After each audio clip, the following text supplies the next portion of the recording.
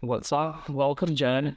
Hi, How are you? happy to be here. Yeah, good. Doing good. Thanks for coming. Yeah, of course. So I would love to ask you, what was the inspiration behind, the yes to come on the podcast? Are you in a point in your journey where there's a message that you want to share, or, tell me. Yes. So I've never been on a podcast. This is my first. And actually stumbled upon your guys' page, Zero Doubt Club. Mm-hmm. Um, and I just, decided to go for it. I do feel like my story could possibly inspire or help other people who kind of struggling on their path and trying to figure their life out and in what direction they want to go. I've done a lot of, as they call it, healing and inner work and kind of getting to know myself and who I am and really accepting and loving that. And I think that's a big part of life. A lot of people just kind of go through life and don't really ask the big questions and kind of live on an autopilot. What are some of that what are some of the big questions?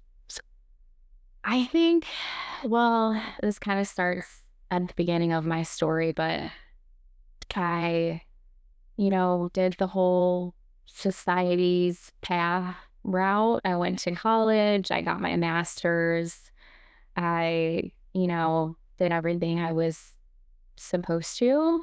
And then I started working. And once I got into the real world, I had kind of a quarter life crisis because I said, 25. I was around 25. I had been working for a full year. I was actually a speech pathologist working in a nursing home, and at around that 1 year mark, I feel like because everything's so new, you kind of get adjusted to being in the real world. And I just started having a lot of trouble getting out of bed in the morning. On my way to work, I felt like this huge weight where I was like, is this what the rest of my life is going to look like from here on out, until I retire? And that scared me. And I was like, I'm not sure this is even my path that I'm on. So it was just one day you woke up from bed and you just felt super heavy, doubling overwhelmed, overwhelmed, almost scared in a way where I was like, is this what the rest of my life is going to look like? Just like what, doing the same thing over and over every day, 40 hours a week? Yes, and something that I really wasn't passionate about at all. I mean, I think it's a great career overall. I would never, ever. But you just took the job because it was good money. It was right out of college, right? Yeah, I picked my major when I was a sophomore in college. And from that point on, I was kind of guided in that direction as well with my college advisor because I just did not know what I wanted to do. I had no idea. And I was like, well, all I know is I want to help people. That was literally all I could give to my counselor. And she was like, well, what about therapy or something along those lines? And I was like, okay, maybe. And she kind of introduced me to speech, and boom, decided I was going to do speech at 19 and applied to all the grad schools at the end of my graduation.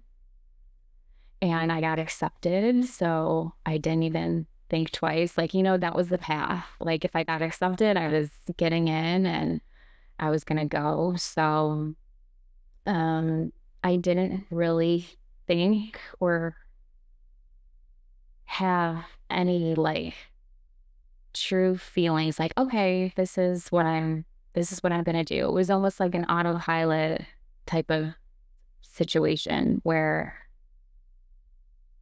I did wake up one day and was like, I don't even think that I truly chose this, Yeah. At 25, right? 25. Okay, so then what happened? So I was kind of going through other things personally, on top of just feeling really lost in my career. probably since around high school is when I started noticing signs of disordered eating. Yourself, you notice. Well, I was diagnosed in grad school with two different eating disorders, and I guess I didn't really even fully put it together until I was, quote unquote, diagnosed. And I started looking back, and once I started doing some healing work, I noticed the signs around high school. Um, and so that was definitely the hardest thing I've ever gone through in my entire life. I had disordered eating for about 15 years. It's been a long journey. But that was like on top of the career thing at 25, and then the disordered eating, and just feeling like really lost and like disconnected from my body was like the biggest thing. I felt like now I can look back and just see how prevalent that was, where I just had no connection to myself, to my body, spiritually, physically, mentally, emotionally, just No total mental disconnect. control, no None. physical control, None. and no connection to the soul. None. Yeah. Zero. Yeah. So your 15-year eating disorder was from what ages? I feel it started around my sophomore year of high school, but it wasn't so blatantly obvious until I left college. Because in college you're drinking a lot, you're distracting yourself, you're with your friends 24/7. Definitely occurred in college because I had a ton of like weight fluctuation, but you can always kind of like blame it on, college. You don't live a So you just healthy were eating, lifestyle. or eating Typically. enough. I was overeating. You were overeating. So, and then I was diagnosed with binge eating disorder, which is obviously overeating. And then after I would put some weight on and feel really uncomfortable in my body, I would go into restriction mode. And it was just like a cycle of overeating and then undereating. And like, it was just a hamster wheel that was never ending. And then consciously you just think it's fine. Like I ate too much last week, so this week I'm just gonna fast. Yeah, and you kind of think it's like willpower almost. Like you think there's a lot of guilt and a lot of shame where it's just like, why can't I control the amount that I'm eating? Because once you get into a binge, it's almost impossible to stop when you're like in that zone, and then you feel really shameful and guilty after. And then that's when I would restrict, because I would be like, okay, I'm going to do this. I've got the willpower now. I'm going to lose the weight. I almost had like a binging and restrictive relationship with the gym as well, because I would never go near a gym when I was binging. And if I was trying to lose weight, I would go for 3 hours a day, every single day, and only do cardio. So it was like, trying to get the weight off really fast because I was embarrassed and just ashamed of the cycle that I was in, and I could not seem to get out of that cycle. 15 years. Yes. And that is like a rough estimate of like when I feel like I could see signs. Like I said, in high school, it wasn't anything that severe. Like I would just overeat and then undereat, but I don't think it was like, it would go through waves. Like it wasn't always super, super terrible. But I think when I was in grad school was maybe when it was at its peak and at its worst, where I actually, reached out to someone for the first time, which was my mom. And I said, I think something's wrong with me. And I'm not sure what exactly it is. And then I started, seeking like therapy and things like that for it. But it definitely was like waves where it would get better. I mean, I could go months and months and months without doing it, but then I would always return back to it. So vicious cycle. So then what happened? How did you get out? So I want to say 2018. So at that point, I'm done with grad school. I'm in the real world. I'm working in speech, having all these like heavy feelings. And I picked up a book. It was a spiritual book. I don't know if you've ever heard of Michael Singer. Oh yeah. Love him. Untethered Soul. Untethered Soul. That was the One of the best. book. That was the book. That was the book. And I'm not exactly, I can't even remember how I stumbled upon it, but I was kind of like seeking answers for myself because at that point I had already done some therapy and I was kind of trying to dive deeper into, okay, what is the root cause of this? Like, what is making me hurt myself? And so I started seeking like books and podcasts and just reaching and just grasping for anything, any form of hope, any kind of answers that would maybe help me understand what was going on with myself. And so I stumbled across that book, and I just remember reading it and being so stunned at what he said in it. Like, basically, kind of like my first spiritual awakening, as one could call it. Describe it a little bit. Do you remember what you read? Yeah. So basically, that's a spiritual book, but he kind of helps you understand that your thoughts aren't real. You are the observer. You're the conscious observer. You're the soul. You know, you observe your thoughts and you don't have to listen to them. Like, you can just observe them and say, okay, you know, this is not truth. It's just something that I'm thinking right now. And I remember kind of being mind blown by that. Like, you know, you just listen to your thoughts all day long and think they're real. And then I read that book and I was like, okay, this is so powerful. And I don't think a lot of people know this. I think I was really living in that autopilot mindset of just listening to everything my mind told me, and not really making fully conscious decisions. So that book was my first little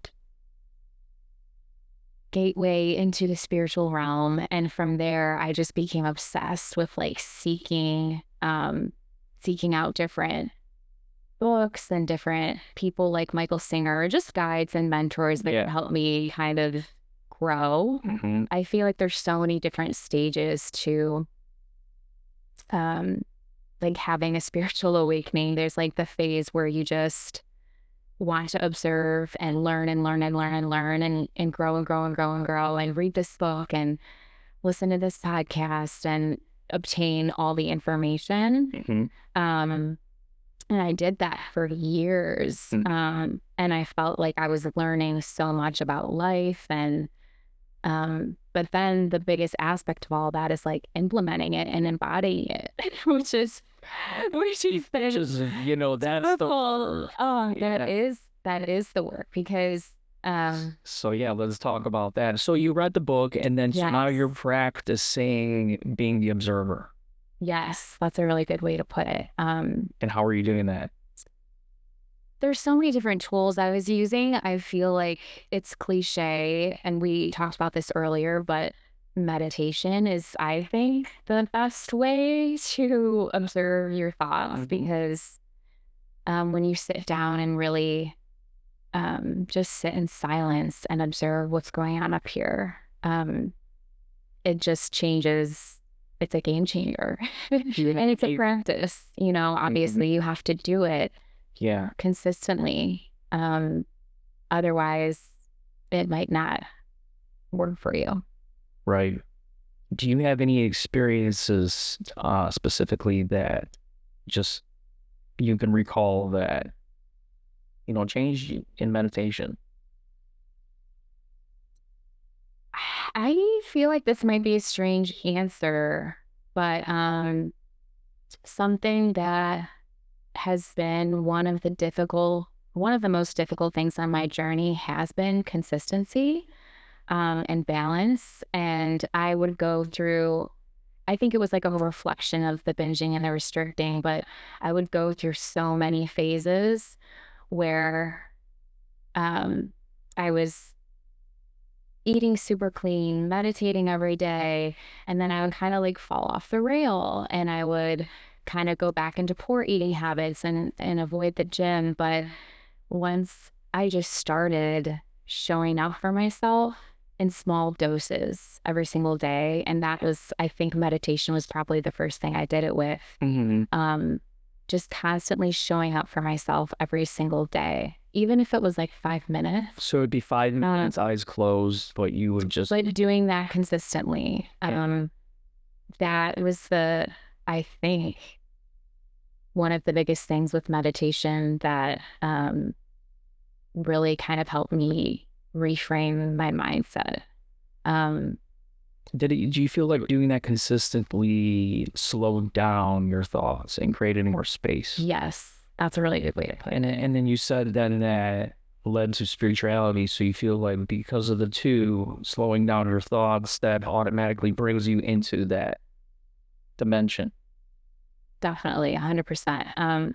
I think by practicing that every day, even if it is for 5 minutes or a half hour or whatever time frame you have, it's a practice. So throughout your day, and you can practice meditation and obviously anything that you're doing. You don't just have to sit down and close your eyes. You can be washing the dishes and meditating. You can be doing your laundry and meditating and observing your thoughts and creating space for them. So it allows you to be the observer, like we said, which created such a difference for me in listening to my mind and what the eating disorder would, I would have the thoughts of and the feelings of, I want to binge, I want to hide my emotions, because a lot of it is emotion. And like, so when those moments would occur, like you're able to observe them in real time instead of just listening to them immediately. So you have the thought, I want to binge, I want to restrict, whatever it is. You can just observe it as it comes. And I mean, you can choose to listen to it or not listen to it, but at least you have a conscious decision at that point. Right, exactly. It's not just that. I keep saying autopilot. I said, but it's not bad anymore. It's autopilot and it's unconscious. Unconscious 100%. Because you merge with the thoughts in that level of unconsciousness. You merge with the thought. Thought comes up, and like you said, right away you act on it. Yep. Versus now you elevate your consciousness and you can watch from above and make choices. Yes. Based off of that. Yes. And then I think that the more you practice that, I know, the more you practice that, the more you become better at that level of being conscious and being the observer. Mm-hmm. And I mean, I look back at all the pain and the suffering I went through with my relationship with food, and I think like, if I didn't have that struggle and have that pain, I mean, maybe I would have never even gone down this road of getting into the holistic space and the holistic mindset. And so in the strangest way, it makes you almost feel grateful for something so painful. Yes. Yes. Congratulations. That's another dimension that you have reached, is being grateful for your scars. Mm-hmm. Which I never would have ever thought I would say. When you're in the thick of it, when you're in that suffering, it's like you feel like you're in a dark hole that you just can't get out of. But I mean, that's your soul calling out to you. Like it's a spiritual experience. I mean, I grew up religious. I went to Catholic schools my whole life. Not super strict upbringing in religion at all, but and I respect religion 100%. I think it's a beautiful vehicle and a beautiful tool to spirituality, but I never really felt connected to God on the level that I do now. And I think the eating really brought me to the universe and brought me to God. And I don't know if I would have gotten there, without it. which is, everything happens for a reason. Our entire journey is already laid out for us to get to higher levels of consciousness. That's the whole point of the struggles, quote unquote struggles. yeah, So I think it's an awesome lesson when you go through it, because now if anything comes your way, you can observe it from that higher level and it doesn't affect you as long as it would before. For like, honestly, and I say this a lot, is I never have a bad day. I could have a bad moment, but I know it's just a moment and I'm going to be okay. And I'm going to be able to lay down on my bed and go to bed and be chill and calm and just in my soul, yeah, in that space. It will pass. This too will pass. So you become just more aware of that. oh, for sure. And I like how you said moment, because I feel like it's such a freeing thing once you understand that you have the ability to make a new decision in each and every single moment. Like, I used to be in this mindset where if I had a bad day of eating, I would let that carry over into the next day, the next day, the next day. And then you convince yourself, I'll start on Monday, I'll start at the first of the month. And I felt now looking back, like I didn't have the ability to just make a new decision in the next moment. Like, even now, maybe if I had too much to eat, I can go at the next meal and have, a beautiful, healthy, wonderful meal, and not, be in that mindset of like, I'll push it off, or it leads into the next day and the next day. Like, and not just with eating, that's just, my story, but You're right. any moment you can make a new decision. And that is the most powerful and freeing thing in the world. I feel like, to be able to understand that concept of, we live moment to moment. Like, all we have is now. All we have is the present moment. We don't need to push things off into the future or look back into the past. We make some sort of mistake or decision we're not happy about, just start over in the next moment. Yeah, next moment. And some people hold on to the past and it's hard for them to live in the moment. But you have a new moment to make a decision also to let go of the past. That was a big part of it for me too. I felt like I was really living in my past and in my shame and regrets, whatever.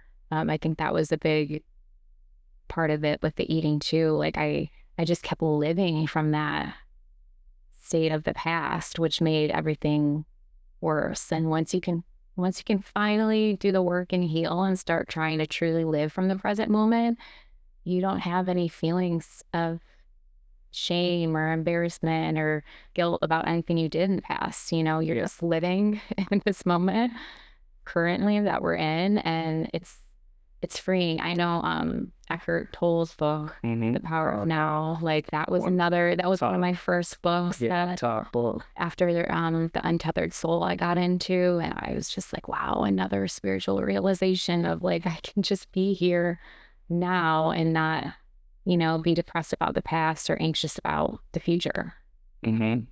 Exactly. In fact, your future changes, right? Because now how do you look at the future? First of all, let's talk about okay, so you're listening to books, podcasts, you're meditating, and so what happened? I was still in my career at the time, trying very hard to make it work. I was forcing it almost. I left Ohio a couple times. I moved to other states. I tried different settings. So I worked with kids, I worked with adults. I mean, that's a lot of time and money and effort that you put into your schooling, and I didn't want to disappoint people around me, my parents. I didn't want to give it up, even though in my gut and in my intuition, I knew that I was going down this spiritual path. I knew I was going down in this holistic realm, and it felt so right because that's what all I was doing in my free time. Like I I just wanted to keep learning about this because it made me feel good. It made me just happy and at peace.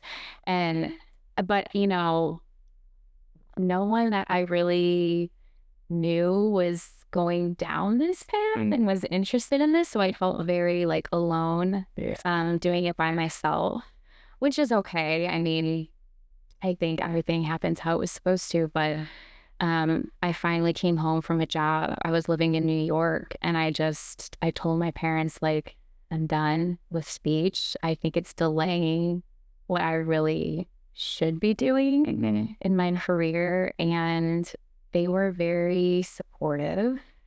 And I was so thankful because I was nervous to just say it out loud, like just say it out loud. Because I was thinking in my head for years, right? and then I was like, Wow. I've got to get this off my chest. I've got to say it. And so then I was looking at just different like online programs, and I stumbled upon one that was called Institute for Integrative Nutrition, and it was all things holistic health oriented. Um, and I looked at that program probably close to a year before I actually bit the bullet, which was similar to your story. Our stories are very similar, actually. Yeah. Podcast, books. Wait, I can be an observer. I know. I was thinking about that as you were telling me your story before we started this, but I finally pulled the trigger and did the program, and it was a year long. And so now I'm in this phase where I am trying to start my own holistic health business online. And I really want to help people that they can relate to my story, and I can kind of be just like a guide and a navigator for them because I didn't really have one. I was kind of figuring this all out on my own, in real time. And like I said, that's how it was supposed to be. That's how it happened. Yeah, and you have your guides and angels watching you too. Oh, for sure. Which, yeah, I think that's a lot of like a lot of like your downloads that you get are from your higher, and you're always connected. Always, yeah. So I did have that, but at the time, I don't think. But I hear what you're saying. The human support is a real issue, right? Because you're stepping away from one kind of life of being this kind of person to now you want to be this kind of person. But hold on, no one else is really playing around in this sandbox. Yeah. And I have such supportive family and friends, but I mean, I didn't really have anyone to look at and be like, okay, I wanna do what they're doing. I mean, everyone kind of went down a traditional path in terms of like work and career. And so I was like, can I actually even do this? Like I was just doubting myself for so long that I could go in my own direction and not use the degree that I had. That was scary for me.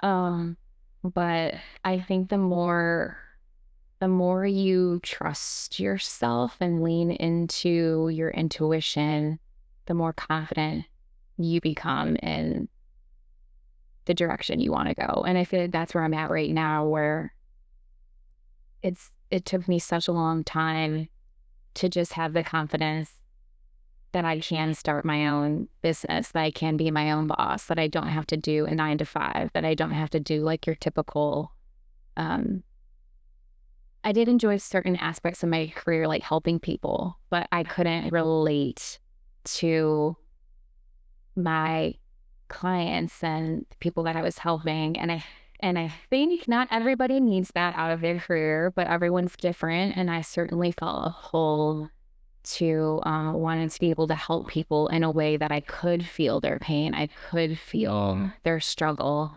And so that's really kind of what led me down the route of I want to do something I'm passionate about. I want to do something that I can actually feel and empathize and understand what, the person I'm working with is going through. Which is someone who's similar to you, maybe just on their journey a little bit further down, as you can call it. Yes. And I mean, not even necessarily, like I said, eating was just my story. I did other things to numb my emotions as well. I overdrank. I was young, I was in my 20s, and I, there's so many different ways that you can numb your emotions. Eating was just like the one that was up front for me.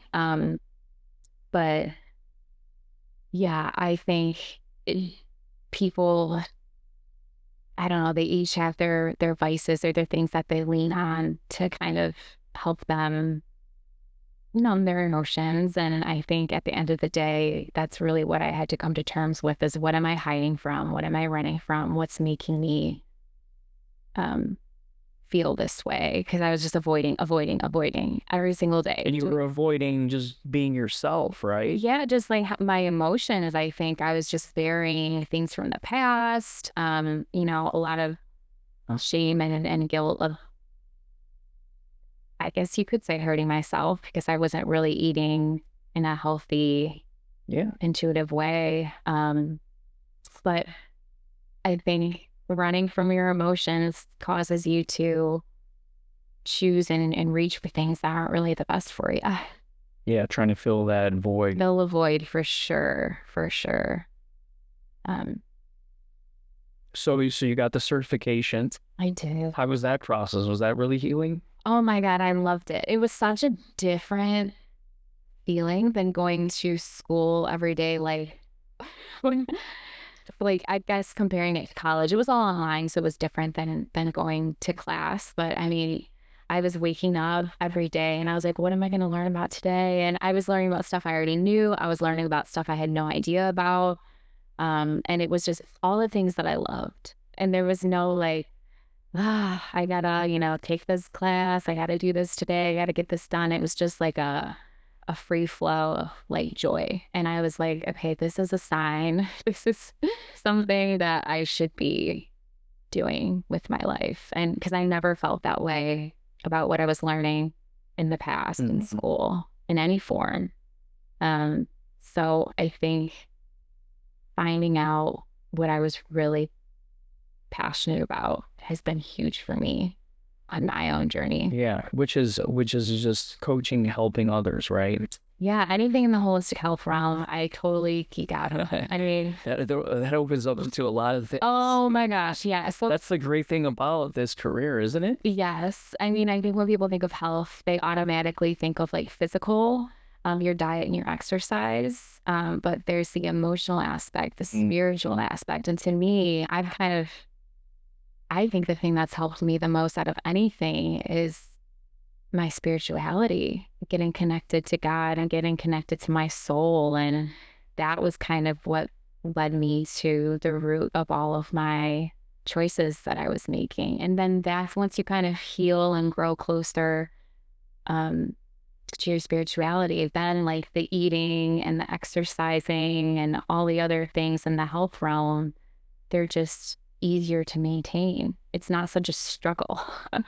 Like when I wasn't really connected to myself and my body, it was always like a chore to work out. It was always a chore to eat healthy. And now I'm like, I want to nourish my body because I love my body. I want to treat it with kindness because I love it, and it's not so much like, it's not forced in the way that it used to be. Because your soul is playing the game of life. You've connected to your soul, which, I mean, I think it is the most important thing.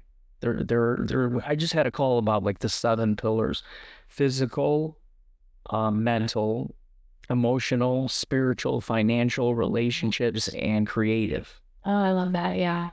So, I mean, the spiritual is the same thing with the creative. It's like it's kind of one in the same. But if you don't have that connection to your soul, it's so hard to do the other things. I mean, I'm a perfect example. I was working out since 19 years old and just still like had the physical, but it didn't matter. Nothing, everything else was off. Yeah, because I mean, depending on your mindset, it can be like going to the gym can be like a form of punishment versus a love letter to your body. Like that's a huge mindset shift that I made over time was, I'm working out today because I care about myself, undoing it for me, and not, being restrictive or punishing. Exactly. Yeah. Connected to the heart just from a book. See, it can happen anytime. I know. I love that. And I shouldn't say just from a book, because I think that's where a lot of people get higher levels of consciousness from books. For sure. I mean, if I never picked up that book, I don't know if I'd be here. Yeah. You got to listen to or read Future Human by Lee Harris. Okay, I've never heard of him. He's a channeler, so he channels. I love that. And it's such a high vibrational book that, like, just listening to it brings you to a better state everywhere, mentally, physically, emotionally, spiritually. It's that powerful. I'll send it to you. Future Human, Lee Harris. Anyone who's listening, I'm excited. Check it out. That's amazing. Yeah, I've gotten into a few like channelers. Esther Hicks, and she channeled Abraham. And have you heard of The Law of One? Yeah. By Ra. Yeah. That, I mean, I watched a whole YouTube series on that. Yeah, I watched that on YouTube too. It was amazing. Just, realizing we're all connected. No one is separate. Yeah. That's a huge realization in and of itself. I mean, that's when you drop judgment. And I mean, I think that's like where love truly comes from. In the connected fibers. That's right. Yeah. That is right. Yeah, for sure. That's a great text for anyone who wants to get more into a spiritual route. The Law of One was huge for me on my journey, for sure. That's good. So what now? Where are you at on your journey in those 7 categories? Oh, okay. I would say right now the main thing, I feel like I've done a ton of work on like the spiritual, emotional, mental, physical aspects. And now I'm really trying to focus on my career, where I'm heading next with that, feeling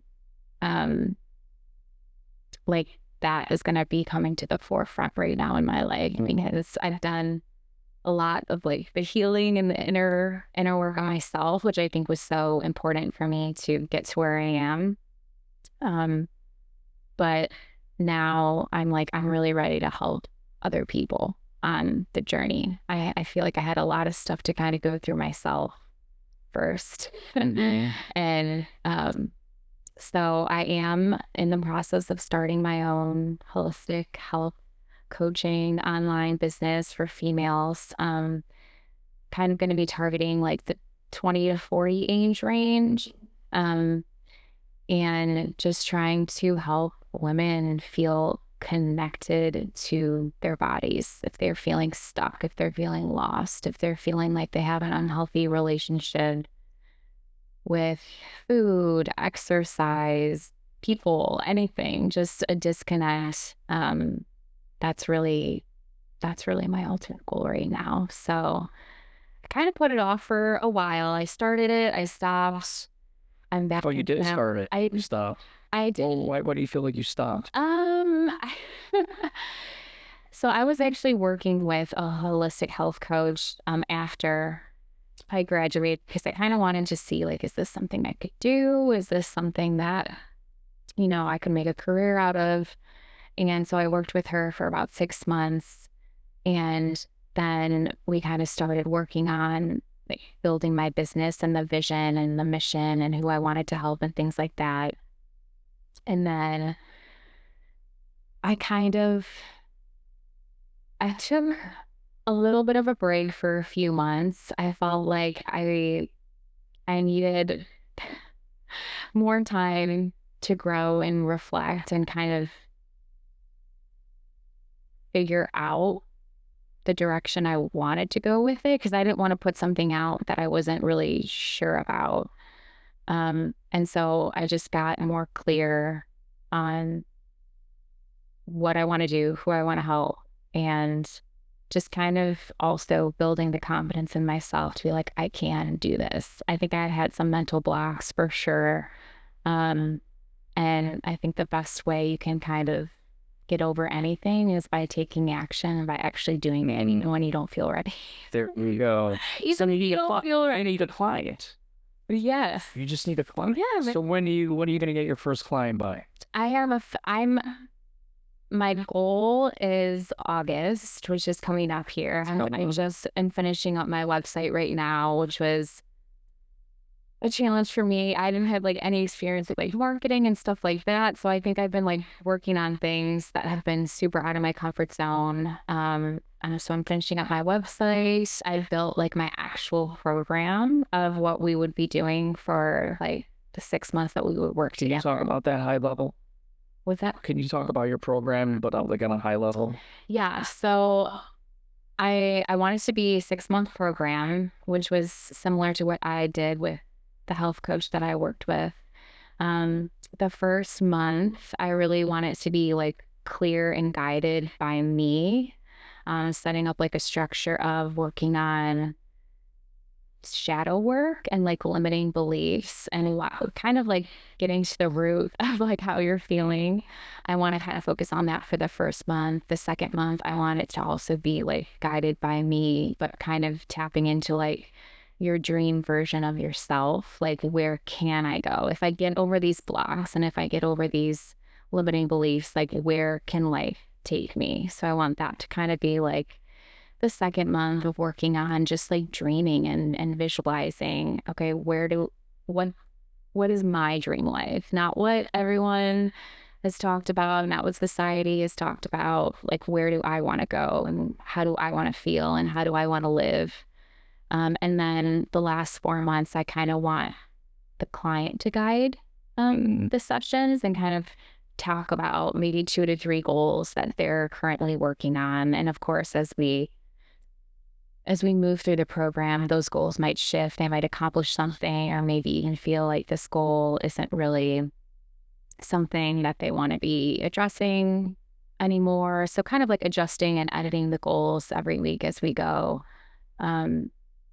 But sticking to around like 2 or 3 goals that you can take actionable steps towards. And I think I already mentioned this earlier, but taking small baby steps. And not because something I did on my journey was like I would have these like huge goals that weren't realistic whatsoever, and I would do them for like a week, 2 weeks, and then I would drop them because they weren't too big. They weren't You were ready for. I was not ready for it. And like I said with the meditation, I started doing small daily habits and building that trust back up with myself, because I feel like that's one of the biggest ways to gain confidence is like sticking to doing something you said you were actually going to do.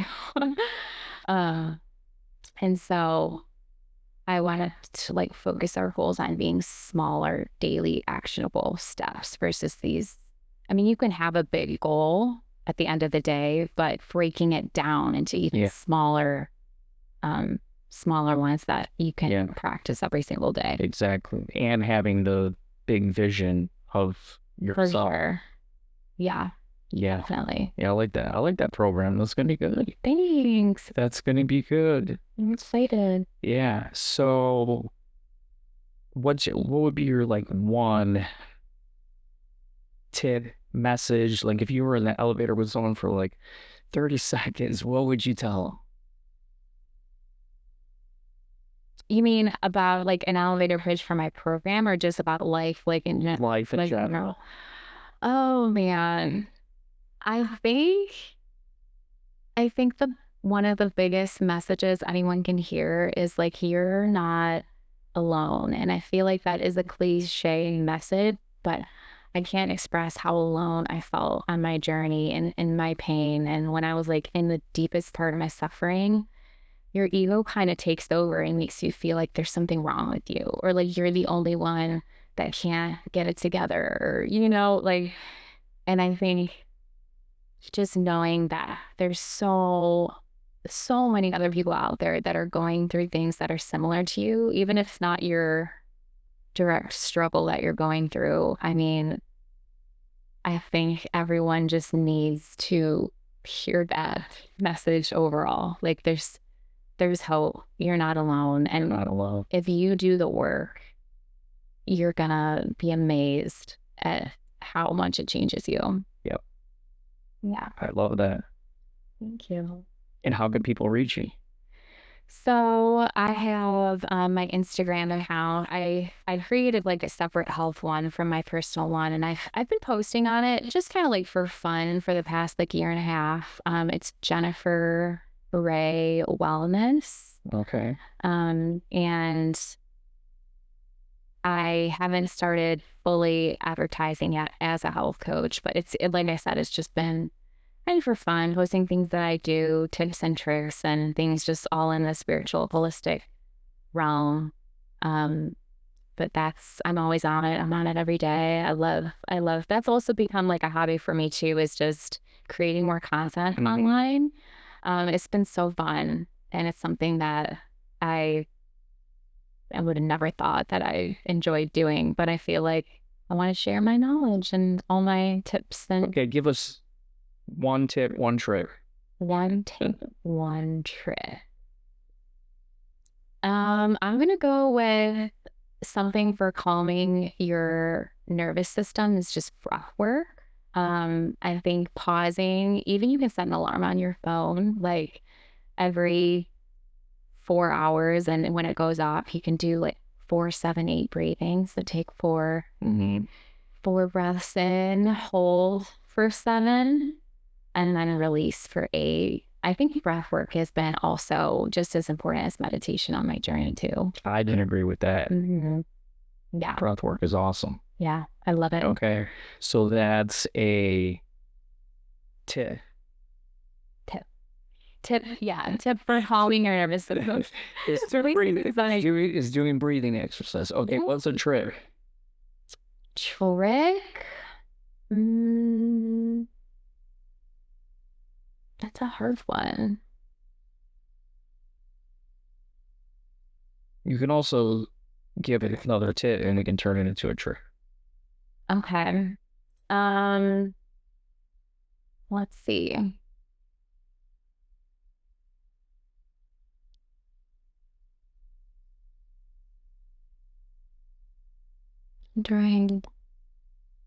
I guess I could give another. I could give like a sleep tip. I worked a ton on my sleep. Sleep's important. Oh my gosh, Yeah. I've done so much work. There we go. Sleep tip. Something that I'm really trying to be better at, and I've gotten so much better at it. Probably within the past year, I got this Aura ring to help me track my sleep. But like going to bed around the same time every night and waking up around the same time in the morning. The consistency of that. I actually learned that from Andrew Huberman podcast. Okay. About that. And I've noticed a huge difference since things happen. You're not always going to get to bed at the same time, but like doing your best to stick to a schedule. Going to bed every night at 10 and waking up every morning at, let's say, 6, right? Yes. So that's a great trick to feel better. Yeah. Yeah, I like it. Jen, thanks so much for coming on the podcast. Of course. Thank you for having me. It was so fun. Yeah, thanks. Thanks guys for listening. We'll be back later. All right. Bye.